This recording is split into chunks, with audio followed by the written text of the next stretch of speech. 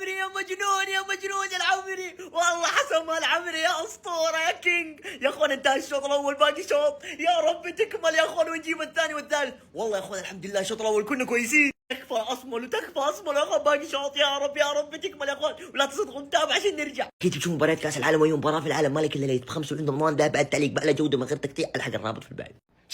شكرا على المرجله. عبد الله العمري سجل الهدف الاول على الاورجواي في كاس العالم بهدف صدم الكل. عرضيه من مصعب الجوير، راسيه من كنو، رد الحارس، عبد الله سجلها. هدف متكامل بمعنى الكلمه. مرجله، شوف كيف تعبوا لعيبه الاورجواي، شوف تدخل سعود عبد الحميد وتدخل عبد الله العمري وتصدي محمد العويس، وبالنتيجه الحاليه بتقدم السعوديه على الاورجواي بنتيجه 1-0. السعوديه في صداره مجموعه الاورجواي واسبانيا والراس الاخضر. والله للتاريخ.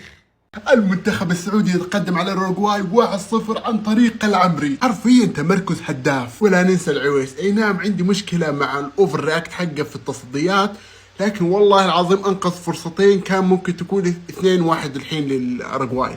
باذن الله راح تكمل ونتصدر المجموعه. لا مش مهم التعادل، مش مهم ان السعوديه تعادلت مع الاوروجواي. كل ده اركنه على جنب. عايز اعرف مين اللي قال ان المنتخبات العربيه مش مرشحه تاخد كاس العالم؟ مين قال ان المنتخبات العربيه مش مرشحه لكاس العالم؟ مش احنا مرشحين لكاس العالم، وكاس العالم هيجي لنا وفي تاكسي كمان. احنا جامدين. طب ما احنا جامدين. السعوديه بتتعادل مع الاوروجواي، واحنا بنتعادل مع بلجيكا والمغرب، وبتتعادل مع البرازيل. يعني بنحط على امريكا الجنوبيه واللاتينيه واوروبا وحاطين على كله. احنا مش حصاله، لا احنا هننافس لبعيد وهنروح لبعيد قوي كمان. بس كلمه حق اللي اتفرج على المنتخب السعودي النهارده، الراجل ده ليه تقريبا 90% من الفضل.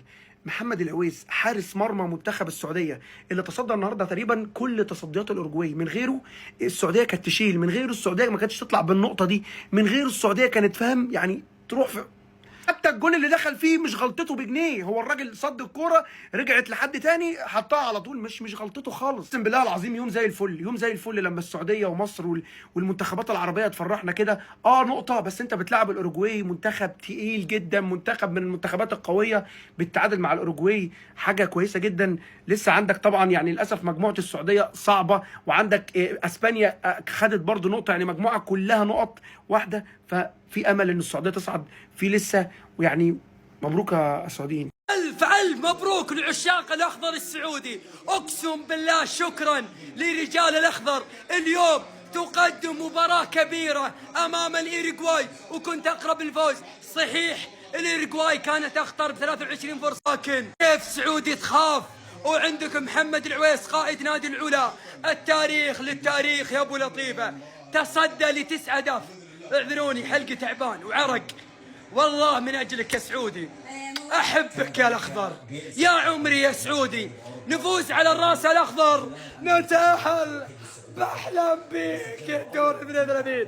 محمد عويس الله يجعل من جابك في الجنة يا شيخ.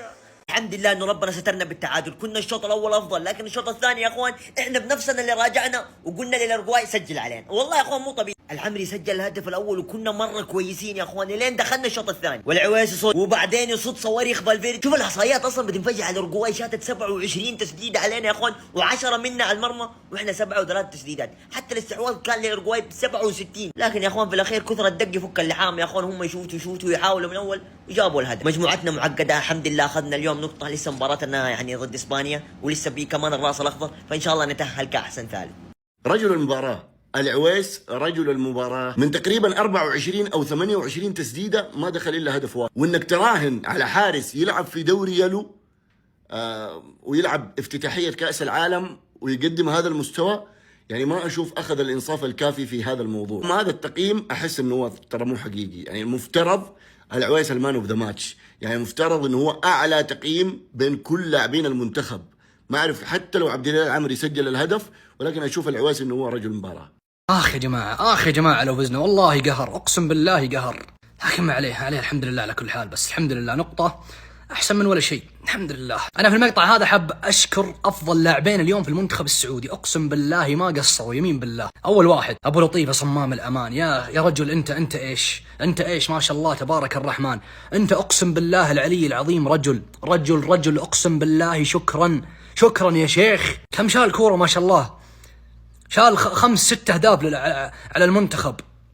يا رجل ايش قاعد تسوي؟ ما شاء الله عليك، ما شاء الله، والف شكر لك يا رجل، يا ابو لطيفة، يا محمد، يا عويس، يا اسطوري. يا اسطوري. الثاني يا متعب، يا متعب، يا الفونسو ديفيز السعوديه، الفونسو ديفيز السعوديه. والله ما قصرت يا متعب، والله ما قصر يا جماعه، ما قصر. شكرا يا متعب، شكرا يا متعب. اتمنى يستمر على نفس المستوى هذا واقوى المباريات الجايه باذن الله. سعود عبد الحميد اليوم ما كان بالفورمه ابدا ابدا، ما كان بالفورمه. والهدف هدف التعادل المنتخب الاورجواي يتحمله هو عبد الله العمري. يا ناس اقسم بالله غبنا وانا اشوف الاعاده قلبي يتقطع، والله قلبي يتقطع من القهر يا عالم، اقسم بالله. بس يعني ضربها راس لاعب الاورجواي حلو، شالها العويس. هذا وش قاعد يسوي هو العمري سعود عبد الحميد؟ ثابتين تفرجون انتم، شوفوا هدف الاورجواي وشوفوا سعود عبد الحميد والعمري، عينكم عليهم بالله. شوفوا كيف واقفين كانها خلاص دخلت هدف من الراسيه الاولى. خش يا اخي، روح، ليش توقف ليه يا اخي؟ روح يا اخوي روح. والله انا ارتفع ضغطي والله. هدف حرام يدخل عليك زي كذا، هدف حرام قهر يدخل عليك هدف زي كذا قهر. لكن الحمد لله هو فدا. سعود اليوم ما كان بالفورمه، اتمنى المباراه الجايه يركز. اتمنى. اكثر لاعب في المنتخب السعودي اليوم خسر كوره 13 مره. سوء ما هو طبيعي، والله سوء ما هو طبيعي. هذا سالم الدوسري المباراه الجايه المفروض ما يلعب. خالد الغنام ضروري يلعب اساسي، خالد الغنام ضروري يلعب اساسي، او ينزل صالح محمد ابو الشمات يسار ويخلي مندش يمين. سالم ما يلعب اساسي. انا ما ادري كيف اصلا دونيس خلاه لين نهايه المباراه، ما ادري كيف وليش. العمر له دور والله يا اخوان، والله العمر له دور، اقسم بالله والله العمر له دور. هذا ترى انتقاد محبه، والله انتقاد محبه لسالم الدوسري. معليش خالد الغنام حق باللعب. كلنا عارفين وكلنا شايفين ايش قدم خالد الغنام السنه هذه مع مع الاتفاق. فاتمنى خالد الغنام يلعب اساسي ضد اسبانيا، اتمنى. هو ترى لاعب محمد ابو الشامات يمين عشان الادوار الدفاعيه، ويفهم فيها دونس الصدق. لكن خلاص ضد اسبانيا نبي الفوز، والله نبي الفوز يا جماعه، او التعادل اقل شيء. فاتمنى ينزل مندش وخالد الغنام، اتمنى والله. هذا يسار وهذا يمين. عموما الحمد لله على كل حال. لاعبينا كلهم خلينا نقول ما قصروا، ولو انه يعني كان في لاعبين ما هم بالفورمه، لكن يعطيهم العافيه ونعوض ان شاء الله في الجاي. مباراه اسبانيا انا اثق، والله اثق. كلمة حق للعويس، حارس مرمى السعودية. الراجل ده قوي قوي وحارس مرمى عمل كل اللي عليه، لكن للأسف اتعادل. شابوه ليك يا ابني، والله كنت عظيم النهارده. تحياتنا. نتمنى ان السعوديه تكسب يا جدع. عرب زينا يا جدع، اخوك الطعميه يا اخويا الكبسه. الاورجواي نازله الشوط الثاني للسعوديه، خلي بال يا عم. ايه التنكه اللي انت فيها دي يا عم؟ ماتش تاريخ الحارس مرمى السعوديه العويس دخل كمافينجا، ربنا يستر. شكل الجماهير يفرح. الاورجواي جابت التعادل، معلش تمشي يا عم، تعادل رضا زينا. والله كان فوز مستحق للسعودية على اللعب هذا وعلى الأداء هذا، والله كان فوزهم مستحق. بس باطل انهم يخرجوا تعادلهم أورجواي. أول مرة أسمع دولة اسمها أورجواي. المهم القادم إن شاء الله أقوى. المنتخب السعودي يتعادل مع الأورجواي في كاس العالم، أداء أسطوري ولا أروع من السعودية. سالم الدوسري والله اليوم جدا سيء وجودك وعدمه واحد. العويس اليوم أداء أسطوري، حارس أسطوري. أعتذر لك أني انتقدتك وأنت الصح. ألف مبروك للشعب السعودي على التعادل والأداء الأسطوري. والله أنا كإماراتي كأن منتخبنا هو اللي يلعب. الحمد لله المستوى مطمن، بإذن الله نعبر دور 16. عندنا مشكلة واحدة اللي سالم الدوسري، ما لها أي دور لا في الهجوم ولا في الدفاع. كل الكرات اللي اشترك فيها خسرها، قتل علينا أكثر من هجم مرتد. أما العويس الله يبيض وجهه، له مني طن ديزرت يتلحس فيه لين ينتهي كأس العالم. اللعيبة ما قصروا باستثناء سالم والخبري. بإذن الله المباراة الجاية نفوز ونضمن التأهل بإذن الله. بليلة الحراس بكأس العالم العويس ينقذ المنتخب السعودي من خسارة أمام المنتخب الأورجواياني. بصراحة العويس قدم مباراة ولا بالأحلام، قدم مباراة تاريخية. يضاف إلى ذلك تألق حارس الرأس الأخضر اللي عمره 40 سنة اسمه فوزينيو، اللي قدم مباراة مميزة ضد المنتخب الإسباني. برأيكم منو أفضل الحراس لحد الآن بكأس العالم؟ حارس قطر أبو ندى، لو حارس الرأس الأخضر فوزينيو، لو حارس المنتخب السعودي العويس؟ تحياتي. يا جماعة لو فزنا والله قهر، أقسم بالله قهر.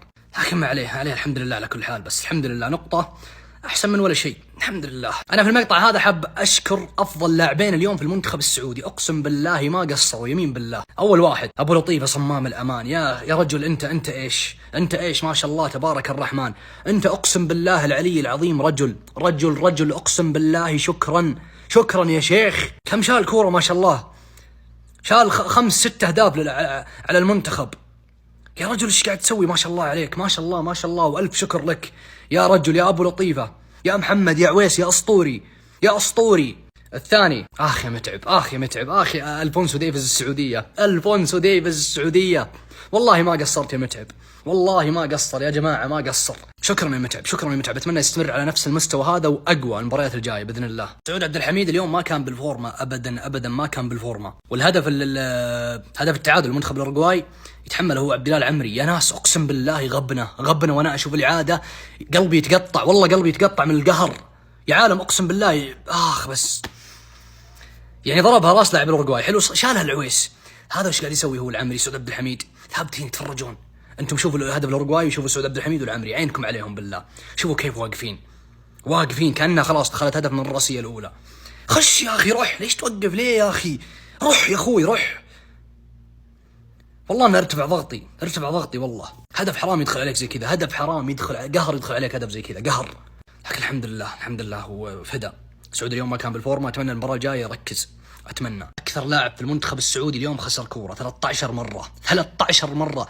سوء ما هو طبيعي، والله سوء ما هو طبيعي. هذا سالم الدوسري المباراه الجايه المفروض ما يلعب. خالد الغنام ضروري يلعب اساسي، خالد الغنام ضروري يلعب اساسي، او ينزل صالح محمد ابو الشمات يسار ويخلي مندش يمين. سالم ما يلعب اساسي. انا ما ادري كيف اصلا دونيس خلاه لين نهايه المباراه، ما ادري كيف وليش. العمر له دور والله يا اخوان، والله العمر له دور، اقسم بالله والله العمر له دور. هذا ترى انتقاد محبه، والله انتقاد محبه لسالم الدوسري. معليش خالد الغنام حق باللعب، كلنا عارفين وكلنا شايفين ايش قدم خالد الغنام السنه هذه مع مع الاتفاق. فاتمنى خالد الغنام يلعب اساسي ضد اسبانيا، اتمنى. هو ترى لعب محمد ابو الشامات يمين عشان الادوار الدفاعيه، ويفهم فيها دونيس الصدق. لكن خلاص ضد اسبانيا نبي الفوز، والله نبي الفوز يا جماعه، او التعادل اقل شيء. فاتمنى ينزل مندش وخالد الغنام، اتمنى والله، هذا يسار وهذا يمين. عموما الحمد لله على كل حال. لاعبينا كلهم خلينا نقول ما قصروا، ولو انه يعني كان في لاعبين ما هم في الفورمه، لكن يعطيهم العافيه ونعوض ان شاء الله في الجاي. مباراه اسبانيا انا اثق، والله اثق.